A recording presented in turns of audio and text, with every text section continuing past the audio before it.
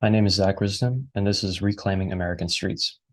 Following World War II, the United States, like many other countries, pursued the goal of building a new society.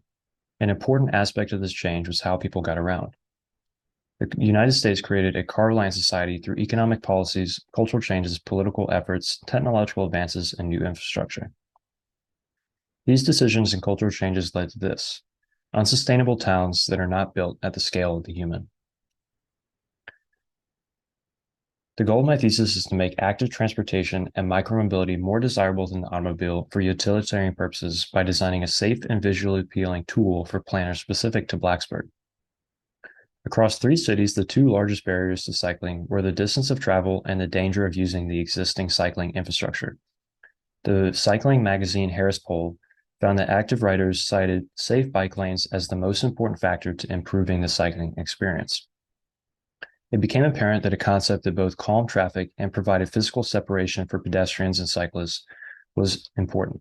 In addition to this, the product also needed to be intuitive, created from sustainably sourced materials, and have plants.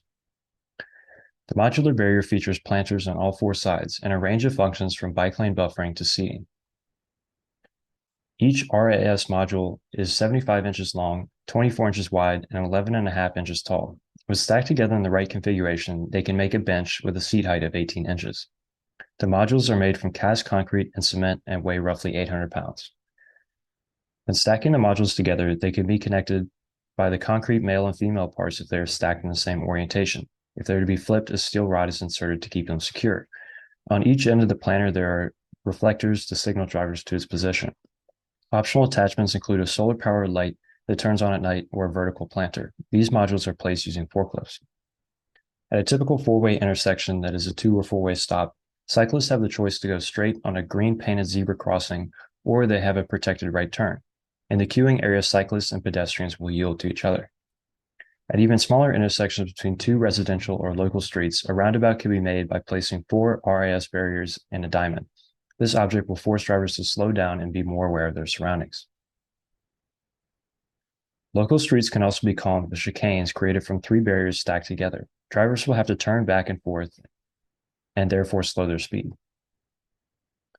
Along roads like Tom's Creek, where a bike lane has already been painted, the RAS barrier can be tipped up and placed every few feet to create physical separation between cyclists and cars.